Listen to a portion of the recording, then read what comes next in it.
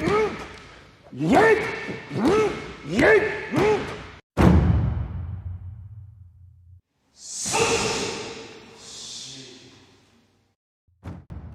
Samurai em São Paulo, documentário sobre Sensei Taketo Okuda, estreou nesta quinta-feira, dia 30, nos cinemas e marca a estreia de Deborah Mamber como diretora. Confira como foi a nossa entrevista com ela. Bem, você veio do jornalismo para agora direção. Como foi essa mudança? O que despertou essa paixão pela sétima arte? E, claro, de onde veio a ideia para produzir Um Samurai em São Paulo?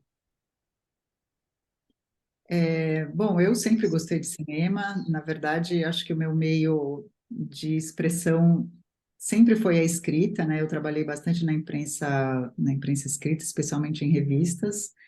E a partir de um certo momento eu senti vontade de utilizar a minha escrita para outras coisas que não só matérias jornalísticas e resolvi começar a estudar roteiro de cinema. Minha ideia nunca foi ser diretora, isso foi uma coisa meio contingencial, né? Porque eu estava estudando roteiro e queria muito ter um filme, né, roteirizado por mim que fosse produzido. E eu praticava karatê, gostava muito, enfim, estava muito interessada e fascinada por esse assunto e muito curiosa para saber mais sobre a história do meu sensei, meu mestre de karatê. Então eu resolvi unir o útil ao agradável. Eu falei, não, então eu vou dirigir um filme e vou fazer um documentário sobre meu mestre de karatê. É, então eu acabei na direção mais pela paixão pelo assunto do que por um desejo meu de ser diretora de cinema. Entendi, entendi. Sim, inclusive você já tinha participado do roteiro de um curta, né, do Time, né? Isso, eu fiz um Isso, né? roteiro chamado Time, isso que foi dirigido pela Almira Dimoni. Foi um curta que Isso, rodou o mundo, foi bem premiado. isso, né? E você sentiu muita diferença do roteiro para a direção? Há muita diferença, né? Porque também num filme como esse, um documentário, na verdade, você quem está à frente de tudo, né? Então é a direção, é a produção, né? Montar a equipe, cuidar da parte financeira, né? Claro que a gente vai contratando pessoas que vão fazendo, né, as coisas específicas, que entendem das leis e que entendem de prestação de contas, né? Porque esse foi um filme feito com lei de incentivo, com lei do audiovisual, né? E eu também não, foi o meu primeiro filme, eu não sabia como se fazia isso, né? Então eu fui aprendendo e errando e levando vários tombos ao longo do processo, né? Porque eu realmente não sabia nada como é que as coisas funcionavam. E é uma tarefa hercúlea. Fazer cinema no Brasil é muito complicado. Fazer cinema sozinho, né? Quer dizer, claro, não se faz cinema sozinho, né? Cinema é uma arte coletiva, mas quando você está responsável, digamos, por carregar toda a produção, né, e a direção, a parte criativa e ser responsável também pela parte financeira é uma responsabilidade enorme, né, que eu não fazia ideia quando eu comecei a fazer, né, eu fui pelo impulso da paixão que eu tinha pelo assunto e fui aprendendo à medida que os problemas iam acontecendo e eu ia tendo que lidar com eles. Imagino, são outros desafios, né? São desafios imensos também, porque você tem que, além de lidar com toda a parte criativa, tem toda a parte burocrática de fazer um filme com lei de incentivo no Brasil, né? É muito complexo, né? As pessoas não conhecem sobre o processo, né? E às vezes até acho que tem uma ideia bastante errada do que é você fazer filme com incentivo fiscal, né? Não é bem complicado, é bem difícil, acho que. Mas, ao mesmo tempo, esse tempo todo foi importante para que o filme fosse amadurecendo, para que eu fosse também amadurecendo enquanto diretora, enquanto roteirista, né? Acho que se eu tivesse, como eu quis fazer no início, pego minha câmera, vou lá, vou filmar e vou editar e vou. Ia ficar ruim, ia Sim, sim. ficar filme que não ia ter muita relevância, né? Então, acho que esse tempo todo também foi necessário para o filme ir ganhando corpo e amadurecendo. E assim, você gostou, você preferiu essa nova posição como diretora, preferia a posição como roteirista mesmo, ou Olha, claro que, assim, eu, como diretora, você acompanha e escolhe os mínimos detalhes do filme, né? E isso tem pedaços, assim, da produção, da direção do filme que são muito gostosos, né? Eu me surpreendi, por exemplo, com toda a parte de sonorização, mixagem, né? Foi uma das etapas da produção que eu mais gostei de estar no estúdio. Eu fiz num estúdio maravilhoso que chama JLS, que é um estúdio, um dos principais estúdios de som aqui de São Paulo, e tá ali naquele lugar, sabe, escurinho de fundo que ia ter, e ai, a trilha aumenta um pouquinho, ai, olha o som, bota para a direita, bota para a esquerda. É um processo tão artesanal, é tão interessante, que se eu tivesse só sido roteirista, não teria tido a oportunidade de aprender também sobre essas outras etapas, né, da produção de um filme. Então, eu acho que, fora a filmagem em si, né, que é uma delícia, assim, é um momento também auge de você estar ali com toda a equipe, né, uma adrenalina, assim, é incrível, assim, realmente, nesses momentos específicos, assim, a gente entende por que que é tão apaixonante fazer cinema, sabe? Porque tem tanto perrengue, mas quando você chega nesses momentos, você fala, nossa, é por isso que eu estou aqui, isso que é bom, isso que eu gosto. Então, assim, ah, realmente, eu acho que ser diretor tem esses privilégios, né? E de você escolher qual é a sua visão, né? O que que você quer dizer, o que que você quer cortar, o que que você quer manter. E como roteirista, você não tem esse privilégio, né? Você escreve um roteiro e depois sabe-se lá o que que vão fazer com ele, né? Então, e acho que também foi muito bom ter tido essa visão global, né, do processo de produção de um filme, que isso com certeza, por mais que eventualmente eu nem venha mais a dirigir, enfim, é, eu acho que isso trouxe um aprendizado importante também enquanto roteirista, né? acabar conhecendo melhor o próprio processo, né? Sim. E você fala desse novo olhar, então vamos puxar um pouquinho agora para o filme em si. É, bem, você traz no filme, né, que uma certa mudança no olhar no próprio mundo em si, de acordo com o próprio ponto de vista do Sensei Okuda. Mas também diz que há uma certa distância entre vocês no, eu acho que acredito, lá no começo da relação de vocês, né? Manteve-se esse distanciamento ao longo da prática, ou foi se familiarizando? Sabe me contar um pouco mais sobre como é a sua relação como era a sua relação com o Sensei Okuda? Eu acho que a minha resposta para a sua pergunta é sim e não, né? Assim, sempre houve um distanciamento entre nós, e parte dele nunca se dissolveu, porque acho que por vários motivos, né? O Sensei Okuda era uma pessoa muito reservada, ele falava muito pouco, é, existia uma barreira entre nós, não só da língua, mas da cultura e também do gênero, né? Pelo fato de eu ser mulher, isso acrescentava mais uma camada de distanciamento entre nós, porque acho que na cultura japonesa especificamente é mais difícil assim essa aproximação, né, dentro do karatê, dentro daquele universo, daquela academia. As mulheres não tinham uma grande participação, né?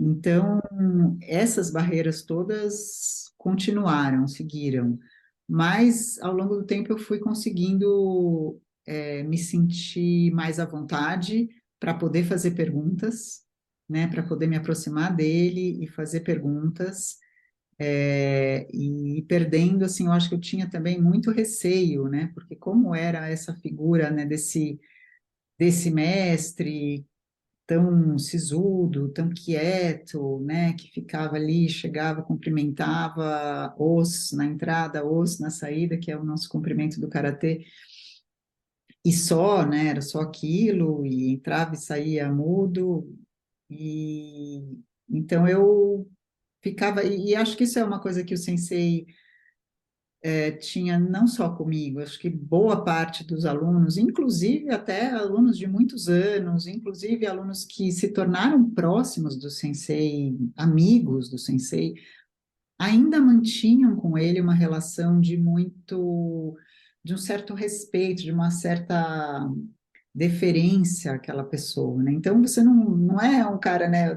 Tenho até uma entrevista que eu fiz com um dos amigos dele, falou, não é aquele amigo que você vai dar um tapinha nas costas e falar, e aí, tudo bem? Não, isso não existia, era sempre o sensei, né? Mesmo com aqueles com quem ele tinha contato mais íntimo e saía para beber toda semana, sabe? Então, é, eu acho que com o tempo o que a gente foi ganhando foi um pouco mais de confiança, né? E e aí eu fui também conseguindo vencer essa barreira do meu próprio receio, né? E também receio de ofendê-lo, né? Eu tinha muito esse receio de ofendê-lo porque é uma cultura tão diferente da nossa, uma forma de se relacionar com o outro que é tão diferente da forma do brasileiro de se relacionar, que eu tinha medo de ofendê-lo sem saber que eu estava ofendendo, né? Teve muito, inclusive, de todas as entrevistas que eu fiz, muitos relatos de pessoas que se desentenderam com o sensei por conta desse tipo de questão cultural, às vezes de comunicação, né? Então eu sempre ficava pisando em ovos, assim, com muito medo de repente avançar um sinal que ia fechar todas as portas que eu já tinha conseguido abrir antes, né? Então era sempre esse jogo, assim. Muitas vezes eu ia pedir coisas para ele que ele negava, né? Eu falava, bom, tudo bem. Então eu ia sempre dentro do limite do que ele achava que era confortável para ele, né? Tem essa diferença de olhar por si só na, na, na própria cultura, né? Sim. E, Débora, a gente sabe que o filme em si não é somente sobre o de karatê, a gente também sabe que é colocar como uma investigação sua com você mesmo e a sua história familiar, né? Como foi essa investigação? Como foi reviver algumas histórias, conhecer algumas outras, talvez? Poderia nos contar? Então, à medida que o filme, né, foi sendo feito, eu escutei histórias do Sensei Okuda sobre a Segunda Guerra Mundial, né? O Sensei Okuda passou a infância durante a Segunda Guerra no Japão, que foi um país extremamente afetado pela Segunda Guerra, né? Só a gente lembrar das duas bombas atômicas, Hiroshima e Nagasaki. Sensei era criança no Japão nessa época. E quando ele me contou dessa experiência dele, isso me remeteu à experiência dos meus avós, que foram sobreviventes também da Segunda Guerra, né? Eu sou judia, meus avós eram poloneses e, e também tiveram uma história muito difícil de resistência e resiliência durante a Segunda Guerra até chegar aqui, né? E à medida que o tempo foi passando, houve uma tomada de consciência minha do quanto essa história dos meus avós na guerra ainda hoje ressoa em mim e ainda hoje faz com que eu olhe para o mundo e me relacione com o mundo de uma certa forma, né? Acho que o trauma da guerra, ele não é um trauma que se encerra na geração que viveu a guerra. Ele é um trauma transgeracional, né? Isso foi estudado, né? Por psicólogos, enfim, isso é algo sabido, mas que eu, à medida que o tempo foi passando, eu fui me dando mais conta disso, né? E, e aí eu fui fazendo toda essa costura de relações, de por que que eu fui fazer karatê, o que que o karatê significava para mim, o que que as artes marciais significam para muita gente, né? Esse desejo que a gente tem de ser forte, ter como se defender do outro, porque a gente se sente ameaçado, né? Porque tem sempre uma ameaça presente que a gente precisa estar pronto para enfrentar qualquer coisa, né? Então isso vem também de uma história de vida minha, né? E ao mesmo tempo, à medida que o filme foi, enfim, que a gente foi se aproximando aí desses tempos atuais que vivemos, né? Todos esses fantasmas da extrema-direita, né, dessa hostilidade, da xenofobia, desses discursos de ódio que aconteceram durante a Segunda Guerra, né, e que levaram ao nazismo, e que estão recrudescendo hoje, né? Então, a realidade do contexto histórico atual foi inevitavelmente entrando no filme, não tinha como ignorar que isso estava acontecendo, né? Estamos falando de luta, estamos falando de guerra, então estamos falando, acho que, sobretudo, dessa hostilidade que cada um carrega dentro de si, né? E o que fazer com ela, né? Como a gente faz para conseguir neutralizar essa hostilidade, né? Para a gente conseguir poder entrar em contato com o outro, né? Então, eu acho que o filme fala sobretudo disso, né? Ele é uma conversa entre duas pessoas que vieram de realidades muito diferentes, de culturas muito diferentes, que por acaso se encontraram numa academia de karatê do bairro de Pinheiros, em São Paulo, e que tinham um karatê como uma linguagem em comum, né? Mas que tinham histórias de vida que também conversavam, né? E aí essa conversa entre essas duas culturas tão distintas. E o quanto isso nos diz sobre nós mesmos e sobre nossa forma de se colocar no mundo hoje em dia. Histórias que acabam se cruzando, né, ao longo do caminho, né? Sim. É, bem, e para as pessoas que que estão indo, que vão assistir, né, o filme estreia agora dia 30, né?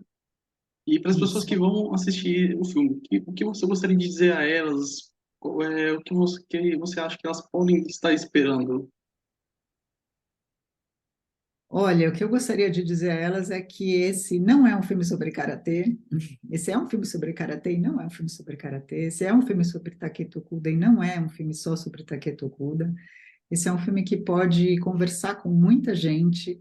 É um filme sobre um mestre, é um filme sobre uma sabedoria oriental, é um filme sobre resiliência, é um filme sobre superação, é um filme sobre transcendência, sobre a nossa conexão com a natureza, sobre a nossa forma de se relacionar com o mundo. E eu tenho para mim que ir assistir Um Samurai em São Paulo no cinema é uma experiência muito única de imersão nesse universo. É um presente a gente poder se dar ao luxo de, por uma hora e meia, estar imerso nesse universo que é tão especial e tão diferente do que a gente vive hoje, né? E no cinema a gente tem essa possibilidade de estar numa experiência coletiva, assistindo numa tela grande, com som maravilhoso, para a gente poder realmente desfrutar dessa experiência meditativa, do silêncio que essa prática convida, né? O silêncio interior que essa prática convida. Então, eu queria muito deixar aqui sublinhado para as pessoas não esperarem o filme chegar no streaming, que eu espero que um dia ele chegue para poder alcançar um público maior, mas que também que as pessoas possam ir assistir no cinema, porque é uma experiência diferente e especial. É isso aí. Bem, agora assim, para finalizar, a gente, do portal, a gente gostaria de saber. A gente já tem algum planejamento para o futuro, alguma ideia que está por vir, alguma coisa? Bom, primeiro eu queria dizer que para as pessoas ficarem ligadas no Instagram do filme, @umsamuraimsp, e também no site, a gente fez um site muito bacana, que é um samuraimsp.com.br, que tem bastante material que não entrou no filme, então vários depoimentos, muita coisa que não está no filme está no site, para quem se interessar mais pelo assunto, e ali a gente vai postar todas as novidades do filme, quando ele vai entrar, em que lugares ele vai entrar em cartaz, os horários de exibição, tá tudo ali. E eu já estou envolvida num próximo projeto, que dessa vez é um roteiro, dessa vez eu não vou dirigir nem produzir. É um filme de ficção baseado na vida da Clarice Herzog, que é a viúva do Vlado Herzog, o jornalista que foi assassinado durante a ditadura militar.